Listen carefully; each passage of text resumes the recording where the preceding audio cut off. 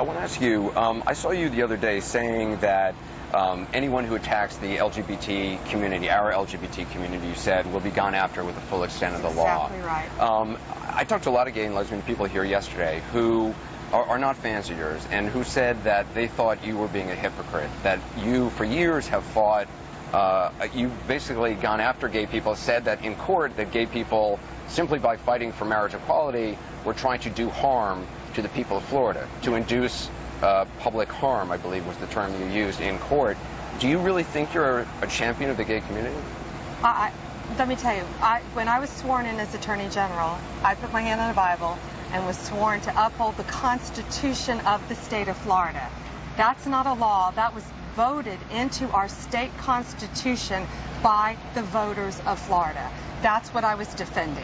Had nothing to do, I've never said I don't like gay people. That's ridiculous. But do you worry about using language accusing gay people of trying to do harm to the people of Florida when doesn't that send a message to some people who might have bad ideas in mind? Anderson, I don't believe gay people could do harm to the state of Florida. But you argued that in court.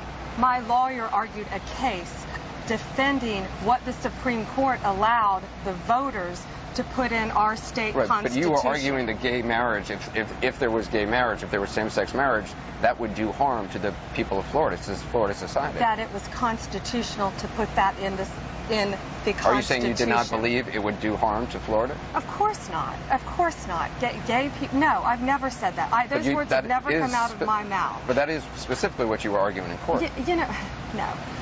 What we argued was it was in the Constitution of the state of Florida. Let me give you an example. Medical marijuana. A 12-year-old could get it if it passed.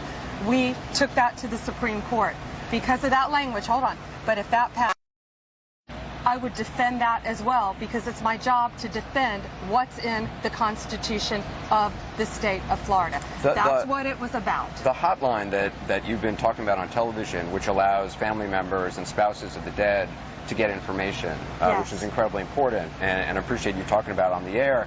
Had there been no gay marriage, had there been no same-sex marriage, you do realize that spouses, there would be no spouses, that boyfriends and girlfriends of the dead would not be able to get information and would not be able to probably even visit in the hospital here. Well, so isn't there a sick irony in that? Well, yeah, and let me tell you something. Let me take it a step farther. People aren't right now who are partners and aren't married officially aren't able to get information. So we're trying to assist them in getting information because early on we only had 24 people. Isn't there a sick irony that you for years were fighting that very idea?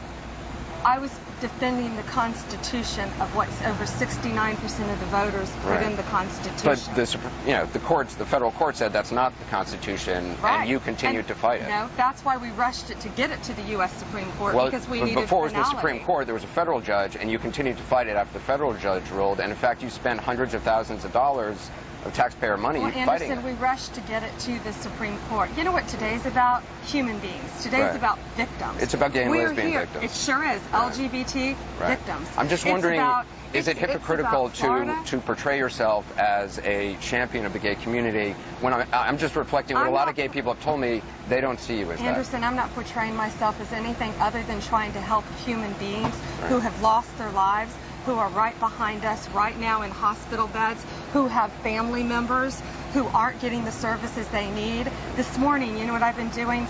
Trying to fight with a funeral home for overcharging family members to bury their loved ones. I'm not championing anything other than Floridians. That's what it's about. And this is about victims who need help. This is about family members who need services. It's just that I will say I have never really seen you talk about gays and lesbians and transgender people in a positive way until now. I read your Twitter history for the last year, and I saw you tweeting about, National Dog Month and National Shelter Dog Appreciation Day or Adopt a Shelter Dog Month. It is Gay Pride Month. You've never even tweeted about Gay Pride Month. Well, actually, if you look at my website now, we have hands clasped together, all different colored rainbow hands. So you just put that up now? Yeah, I did after this horrible tragedy, absolutely. Well, the only thing I'm championing are human beings whose lives were lost. So that's your message to gay and lesbian people here? Because again, I'm just telling you what people have been telling me to ask you. Moving forward, do you see yourself as being a vocal champion for gay and lesbian citizens in the state?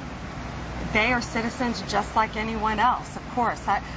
My goodness, Anderson, we've had 49 people murdered simply because they were in a bar at the wrong time. Right. That's horrible. Yeah. I'm a career prosecutor. These family members are devastated. Well, it's good to These hear. surviving victims are devastated. I know that's what this is about. Right. I know a lot of gay and lesbian people in the state want to feel that the people who represent them represent everybody in the state. We're human beings, right. and that's what this is about. Well, I appreciate you that's talking to us. That's what this is about. Thank you. Thank you so much.